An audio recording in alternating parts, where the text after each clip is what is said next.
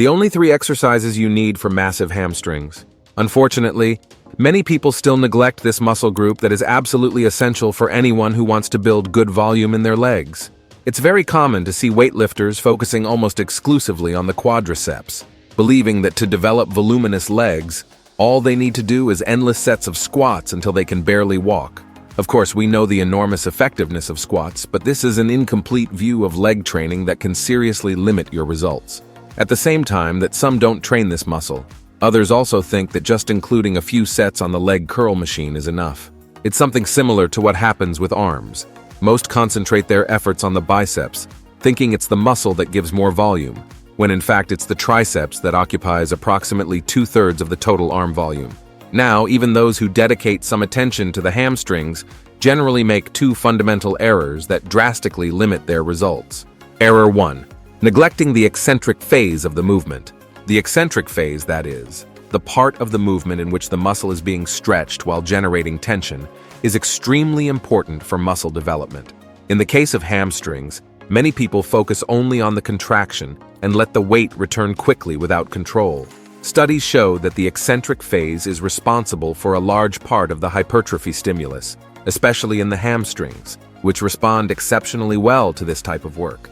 By not properly controlling the descent or return in hamstring exercises, you're missing out on perhaps 50% of the growth potential that each repetition could offer. This error is particularly common in exercises such as the stiff-legged deadlift, where many only worry about lowering the weight without giving due attention to control during the ascent. Error 2. Not working the hamstrings from various angles. The hamstrings are primarily composed of 3 muscles: semimembranosus, semitendinosus, and biceps femoris. These muscles have overlapping functions, but also some important differences in terms of biomechanics. When you train the hamstrings with only one type of exercise, you're preferentially stimulating only one part of this muscle group, leaving other regions underdeveloped. For complete and harmonious development, it's essential to work the hamstrings at different angles and with different types of exercises. This means combining knee flexion exercises, as in the leg curl machine, with hip extension exercises, such as the stiff-legged deadlift, in addition to including unilateral work, to correct imbalances and stimulate areas that may not be reached in bilateral exercises. That's why we're now going to look at the 3 essential exercises that, when performed correctly and together, will provide a complete stimulus for maximum hamstring development. Exercise 3, leg curl machine. I know I just commented on it, but look, it's not because people believe that only this movement is enough for the hamstring that it stops being a great exercise. It is indeed great, but it doesn't do all the work alone. The leg curl machine has the main advantage of almost completely isolating the hamstrings, allowing total focus on this muscle group without much interference from other muscles. This is particularly important because in many compound exercises, other stronger muscles may end up dominating the movement, limiting the stimulus to the hamstrings. Moreover, because it's a knee flexion exercise, it primarily activates the short head of the biceps femoris, which is not as recruited in hip extension exercises. The correct execution of the leg curl begins with proper adjustment of the equipment. Sit on the machine with your back firmly supported against the backrest and adjust the length so that the knee joint is aligned with the machine's axis of rotation. The knees should be just past the edge of the seat, and the machine pad should be positioned on the lower part of the leg, just above the heels. This positioning is crucial to maximize the effectiveness of the exercise and minimize stress on the joints. When initiating the movement, concentrate on flexing the knees using exclusively the strength of the hamstrings, bringing the heels toward the glutes. A common mistake is to use momentum or swinging to move the weight, which significantly reduces the effectiveness of the exercise. As we've already said, to maximize gains, control the eccentric phase to increase time under tension. During execution, keep the feet in a neutral position, neither pointing too much inward nor outward. Also experiment with different foot positions to target different portions of the hamstring. Feet slightly pointing outward tend to emphasize the biceps femoris more, while feet pointing inward focus more on the semimembranosus and semitendinosus. By alternating these positions over time, you ensure balanced development of all parts of the hamstrings. One of the most common errors in the leg curl machine is using excessive weight. which usually leads to reduced range of motion and compensations with other muscle groups. Another frequent error is not bringing the heels as close as possible to the glutes, limiting the maximum contraction of the muscle. Always seek the full range of motion, from total stretching in the starting position to maximum contraction in the final position. To further enhance results on the leg curl machine, try advanced techniques such as pausing during contraction. When you reach the maximum contraction position with the heels close to the glutes, hold the position for 1 to 2 seconds before starting the eccentric phase. This small pause significantly increases muscle activation and metabolic stress, two essential factors for muscle growth. For this exercise, we recommend 3 to 4 sets of 10 to 12 repetitions, with a rest time of 60 to 120 seconds between sets. Before we continue to the second exercise, don't forget to subscribe to the channel. Having constant access to correct and science-based information is what will make you progress in the long term in the world of bodybuilding. Exercise 2. Stiff-legged deadlift. Unlike the leg curl machine, which is a knee flexion exercise, the stiff-legged deadlift is a hip extension exercise, which means it works the hamstrings in a completely different and complementary way, recruiting more intensely the long head of the biceps femoris, as well as the semimembranosus and semitendinosus. Additionally, the stiff-legged deadlift has the advantage of involving other muscle groups, for example, the core and the spinal erectors as stabilizers and the glutes as synergists, which contributes to a more functional and balanced development. The stiff-legged deadlift begins with you standing, holding a bar or dumbbells in front of your body, with arms extended, feet shoulder-width apart, and knees slightly flexed.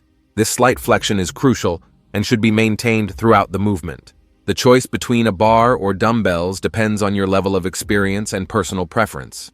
Beginners generally benefit from using dumbbells, which allow a more natural hand position and facilitate learning the movement.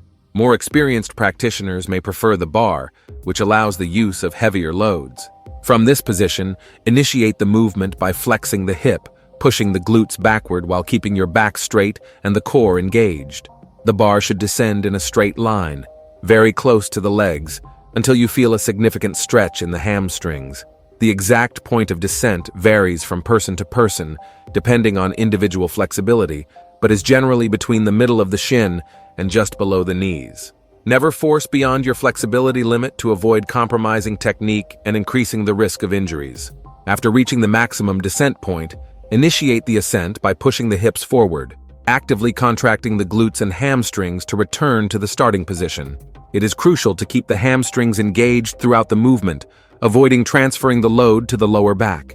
The key to the stiff-legged deadlift is the sensation of dragging the feet across the floor, keeping the weight on the heels.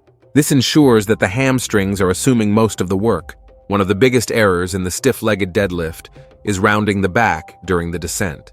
This not only decreases the stimulus to the hamstrings, but also significantly increases the risk of injuries to the lumbar spine.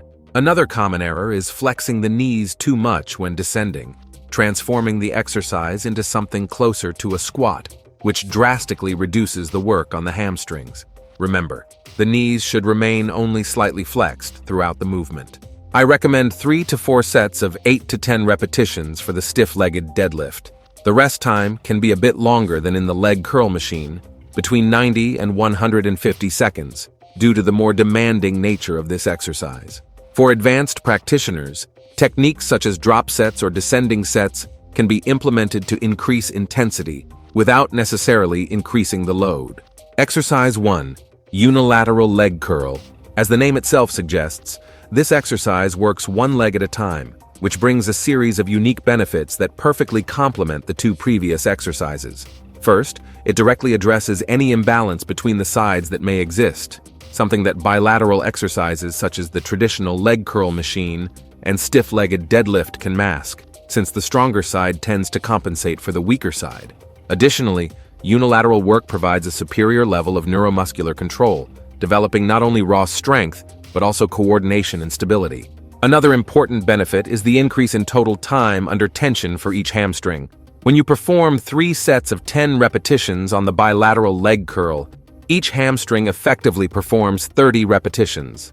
By doing the same volume in the unilateral version, each hamstring still performs 30 repetitions. But as you are focusing on one side at a time, the quality of each repetition tends to be superior, resulting in a more effective stimulus. The unilateral leg curl can be performed on different equipment. On the unilateral leg curl machine, if your gym has this specific apparatus, or on a traditional leg curl machine, adapting the movement to work one leg at a time.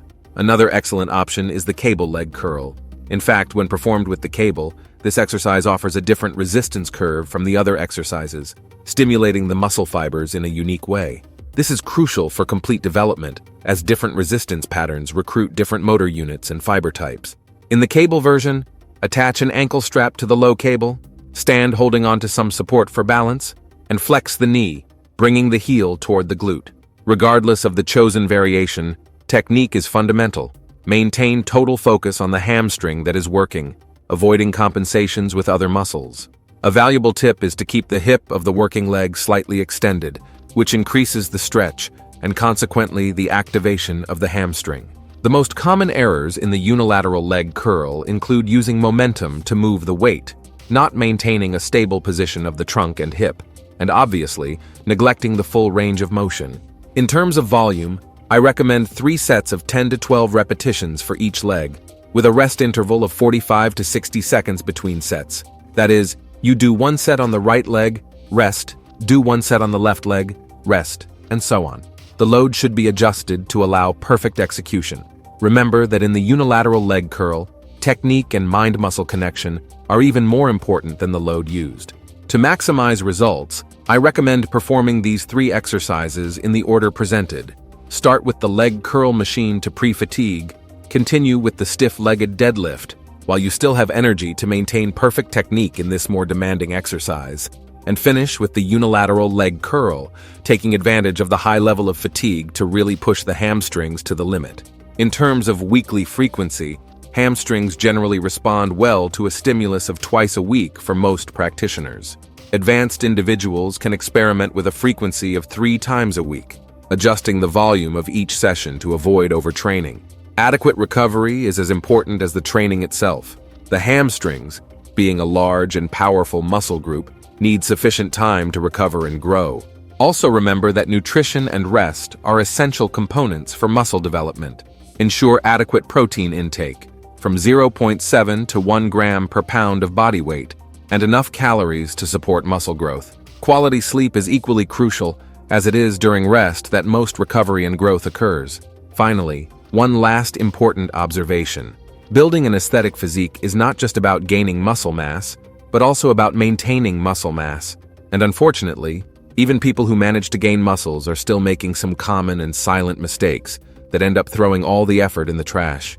If you want to know what these common mistakes are that most people make and don't even notice, we've left a video appearing right now on the screen showing and commenting on each of them. Thank you for watching this far, and God bless you, my friend.